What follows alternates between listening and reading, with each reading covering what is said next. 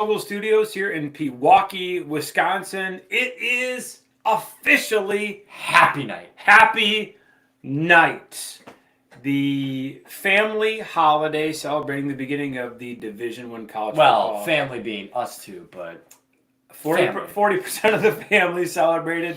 Although all of us had steaks, we had all some- participated in the matzo sticks, so a little bit of gray area to what's a family holiday, but we're excited. We're happy. We're very happy. We're ready to go.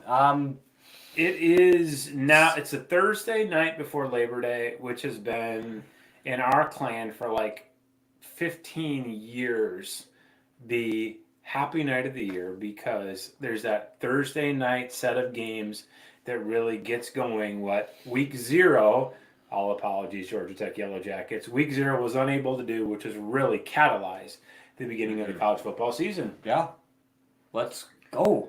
So what we do in this podcast is we talk in particular about the Michigan Wolverines and their weekly opponent, maybe a little bit of a breakdown of what happened before. And then we look at 5 national games and we pick those games against the spread. And the spread is what Las Vegas will add to an underdog's score or subtract from a favorite score to try to even it out to make the games more interesting to watch. We don't put any money on it, but it helps to do something a little more sophisticated than just picking the winner. Mm-hmm. Yeah, brings more interest to if there's a game with a big blowout potential, then it's more interesting to watch those. Or a backdoor cover, will a team score a bunch of points at the end of the game? Keeps us on our toes. And this is where you got the nickname The Prodigy because for 5 years now, you've been really beating the market, as it were. We always think that, if you really want to make a lot of money in Las Vegas as a professional sports gambler, you have to win 55% of the games against the spread. And last year, we both won near 60. We finished pretty much in a tie last year. We know what we're talking about, I guess. So we're going to do that. But first, I think we're going to talk a little bit about the kickoff game for Michigan, 6:30 p.m. against Fresno, 6:30 Central Time. Fresno State Bulldogs are one of those teams that are a little bit like the Montreal Expos. They raise up talent and then it gets kind of gobbled up by other larger franchises. In this case, coaching talent. Mm-hmm. Jeff Tedford, in his first run around, went on to Cal. He was looked at as a potential maybe NFL head coach. Kalen DeBoer's been there as well. And then Jeff Tedford in the second time around,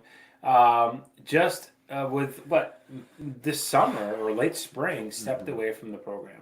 Right, and a lot of coaching changes going on with the Fresno program, but a lot of experience back, and that's going to be kind of what drives this team this year is not just the talent, but the experience that goes behind the talent and the leadership, which is very important, as we've seen in a college football world where there's lots of transfers and lots of guys rooting for themselves and doing it so they get paid big bucks, and that's not what's going on at Fresno.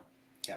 So as we look at this from a Michigan perspective, we're starting to hear bubbles from what is sometimes called allegorically the submarine. Jim Harbaugh coined that term to say that in the 3 to 4 weeks of practice before the first game, the team goes underwater. They don't want any intel coming out, rather. Bubbling out, and but now we're hearing that there are some unexpected starters on that offensive line. That's won 2 of the previous 3 Joe Moore awards. Evan Link seems to have risen up and beat out 2 upperclassmen to take the right guard position, and it sounds like Dominic Guidis has claimed the center job from Greg Crippen and Raheem Anderson, who've been battling back and forth for 2 or 3 years for that role. So what we're going to do is we're going to talk about our predictions for the score of the game, and then we're going to give you our offensive and defensive MVP this evening, and then we're going to do a lightning round on some of these top 10 and other notable matchups from around the country. So Michigan-Fresno is right now aligned at just about 3 touchdowns? Yeah, 20 and a half, bouncing around a little bit. But a lot of people think Michigan's going to win by 3 touchdowns.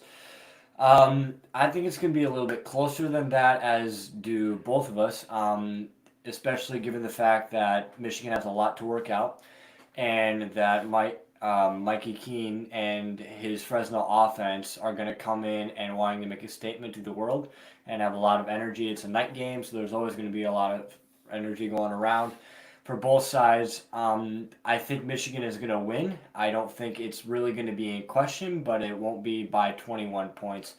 So Earlier you're I taking said, Fresno to yeah, cover. earlier I said about 32 to 20. I'm going to say 32-17 Michigan wins this game. This is one of those games where I think that in the long view of the year, it's irrelevant unless you lose. Yeah. And in week 11, we're not going to say, boy, it wasn't interesting that we beat Fresno by 40 or by 14. And I think with that in mind, Sharon Moore is going to continue to use this game as an extension of fall camp. I think we've seen from the Florida State loss to Georgia Tech that nothing should be taken for granted, especially on the offensive side of the football. I think that Michigan is going to try to run the ball a lot. They're going to try to shorten the game. I think fewer possessions.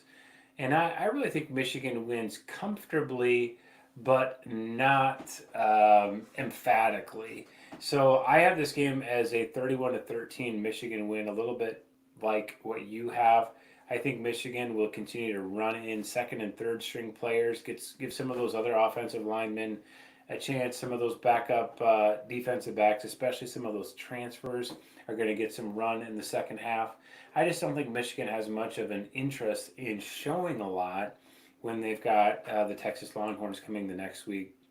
I think that Sharon Moore, Kirk Campbell, and the rest of the team play it pretty close to the vest, and they win this one comfortably. I think it's going to be, it could be, something like 24-3 at the half, and Michigan just kind of autopilots in the second half. But give me Michigan to win, Fresno State to cover. All right, we agree. Offensive MVP for you?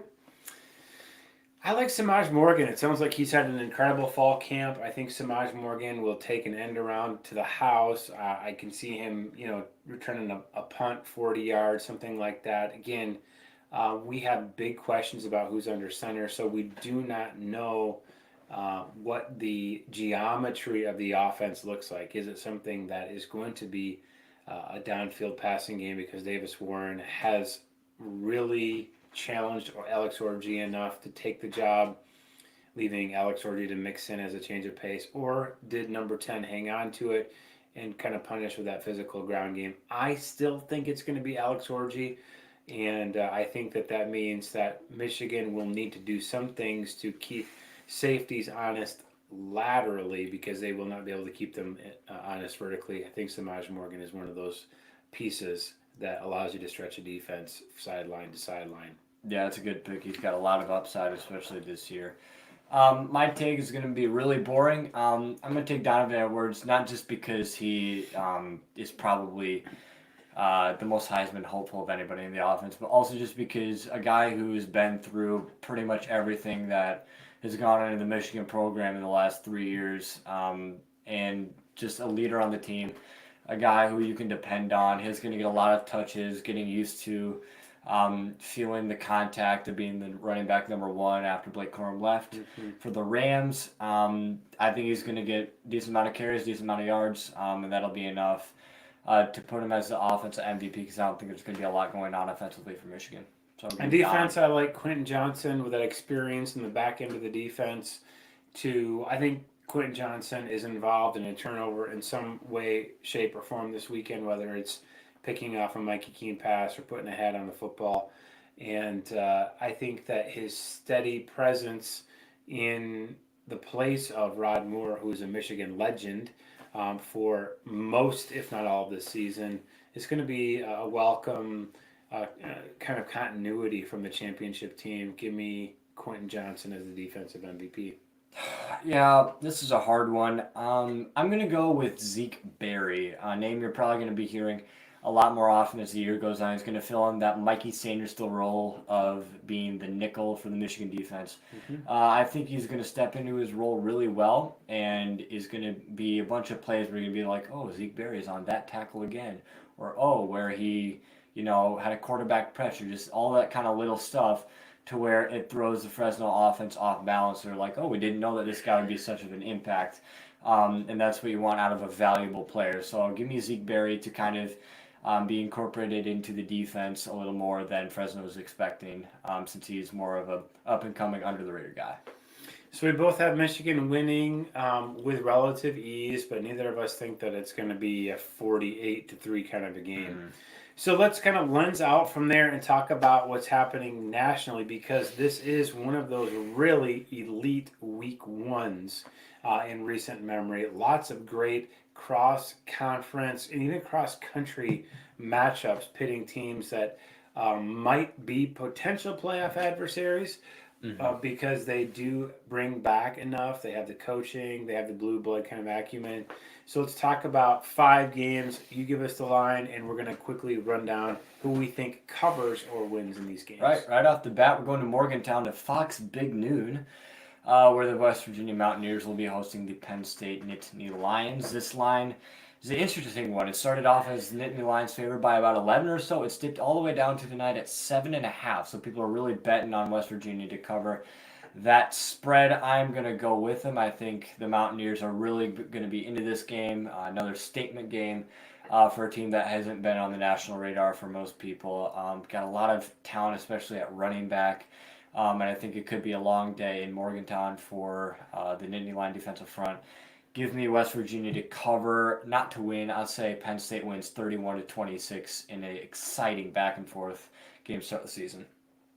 I disagree with you. I think Penn State is in one of those peak seasons cyclically with the roster, and I think that they are ready to go into what is admittedly a hostile place in Morgantown and take on the Ears. I think Penn State does enough with the running game, and the Drew Aller does show the maturation people have been hoping for, at least in this first game. We'll have to see about what it looks like in the Big Ten season. Give me Penn State to win this game 27-17. I'll take the cover, and I will lay those 7.5. Yeah, they're going to look really good this year. But week 1, give me the home team, baby. I'm going to go against my will, though. For the next game, we head to Ben Hill Griffin Stadium, where the Florida Gators... Bring it against your will. Will, against what I said, okay, we'll be hosting the Miami Hurricanes. What does your will have to do with this game? I'm going to be going with the Hurricanes, the away team, in this game. The Canes are favored by 2.5, so about a field goal game. It's 2:30. I think there's way too much talent on the Canes roster, especially on offense. You talk about guys like our man crush, Damian Martinez, and they're bringing Cam Ward from Washington State. Yeah, a couple Pac-12 guys. Xavier Restrepo is a guy you're probably going to hear a lot more often this year as well.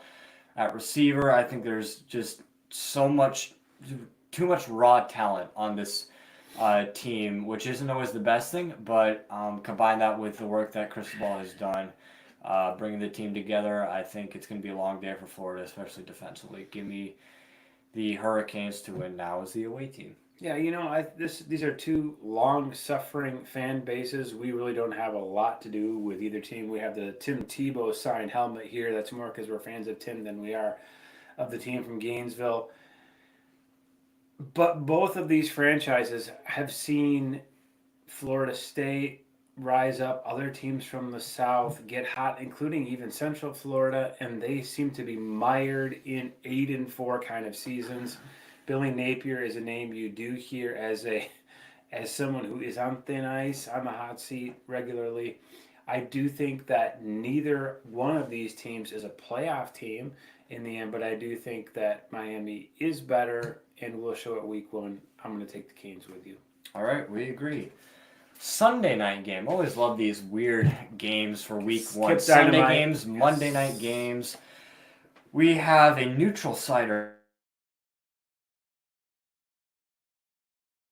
In Atlanta, right? Yeah, between the now Big Ten Conference USC Trojans playing down south against the Louisiana State University Tigers. The Tigers are favored by 4.5. This is an interesting line. It seems very low for a game that's going to be heavily dominated in terms of fans by the Tigers, and it just seems like LSU has done more in previous years to where you're like, well, they really seems like they should be winning this game by a lot more than 5 points. Yep. So it's a reset year for LSU. And I think that this is an upgrade year. It's a step forward year for Lincoln Riley and that SC program. I have said before on this podcast, I believe that USC is the most underrated team in the top 25, and I continue to believe that. But I don't think that will be evident in week one. Danton Lynn needs some time to install his defense and learn the sophistication of that Wink Martindale system. So I think that being down in the Deep South is going to help LSU. I think this is bully ball for the better part of the game. I think it's a game that, after the first quarter is 10-10 and LSU ends up winning the game, 31 to 20, something like that. So I'm going to take the Tigers, Bayou Bengals over SC, but I would love to see this game as a rematch. A year from now, I think both teams will be better a year from now, and I think LSU will be more improved. Yeah. To me, this would be my lock of the week. I think there hasn't been anything like the fruits of the labor have not been there for USC with all the work that they've done trying to retool their team. Now they get rid of Alex Grinch, which is probably the biggest reason for Who's the gone lack of success. to Wisconsin? Badgers. They're very excited about Miller Moss, as you are too. However, we haven't seen a lot from him. He did very well in the Holiday Bowl, I believe, against the Louisville Cardinals. The Holiday Bowl is 5 always touchdowns. a big springboard into national prominence. Absolutely, especially with a bad team. But what we've seen from LSU recently is that they have so much talent and they're so physical that is what has been USC's downfall, is playing physical teams like Utah. That's always been their kryptonite. And I think that's going to happen again, especially when it's going to feel like a home game for LSU. It almost seems like they're much more ready to play in these kind of situations. Give me the Tigers to win this game by minimum 2 touchdowns. All right, let's press through to the end here. 2 games left. All right, heading to Texas A&M College Game Day for another night game where they'll be hosting the Notre Dame Fighting Irish. Is Mike Elko not a former Notre Dame defensive coordinator? I believe he was. I'm not sure. I might have to look that up later. But the Aggies are favored by 3. Another weird line where it's like, well, what have they done recently? Where is... You don't know. It's a coaching change. I'm going the Irish here. I'm taking the known commodity. I think Riley Leonard is a dark horse Heisman candidate. He's not even that dark. He's like maybe a palish horse, right? So I'm going to go Notre Dame here to win on the road. Yeah, I think there's too much talent defensively, especially the secondary. Might have the best secondary in the nation in Xavier Watson, Benjamin Morrison. It's going to be a long day for the Texas A&M offense. Give me Notre Dame to shut down the A's in College Station. 1 game to go. Clemson and Georgia. Talk about 2 powerhouses. Predatory mammals. Again War. for week 1. They met for the first time in 2021 rather, where it was a weird game. It's 10-3 and the only touchdown was a pick 6. Is that right? It was a baseball score or something like that. We were sitting out at the camper watching it, and it was just a rock fight. Yeah, we're hoping for a little more entertaining of a game scoring wise. We've talked about this. We are on different wavelengths here. Georgia is favored by 13.5. I am going to take the dogs, but barely. I think that this is going to be... You were thinking about this. I was thinking about this for a long time. With what Clemson has, they have really built their program in terms of recruiting. They don't take transfers from any other school. They get the guys on their team, and they get them into the Clemson culture. What's on Clemson's roster right now is they've got a lot of guys back. A guy by the name of Phil Maffa at running back. He was backing up Will Shipley for the longest time, but it's always seemed to be more productive. Plus than Cade Klubnik. That's where a little bit... That's where the Georgia winning by 14 or more comes in, is how Cade Klubnik is going to do against these good teams. I think that there's enough talent on defense for Clemson to keep it tight. I don't think Georgia runs away with this one, but in terms of keeping it within 2 touchdowns, I think that's too little and too much to ask of Clemson. Give me Georgia to win this game by 17, like a 34-17 kind of game. Georgia win. No, Georgia's going to house them. Okay. I think that this is a team on a mission. I don't think that they really care if it's the Clemson Tigers or the Detroit Tigers or Missouri Tigers. They're locked in. I think that Carson Beck, the whole. I mean, they're just deep at every position defensively. I get the Clemson culture thing, but it gets you a long ways. It doesn't beat Georgia this year. I think Georgia is just. It's obvious because of the betting lines. There are a lot of people's favorite to win this thing. I got this thing like 37-14. I think Georgia just takes them apart in the second half, especially. Just overwhelms them with the freshness of the players because of the depth of the team. So we do agree, but Yeah. in very different ways. Yeah. All right. So here we go.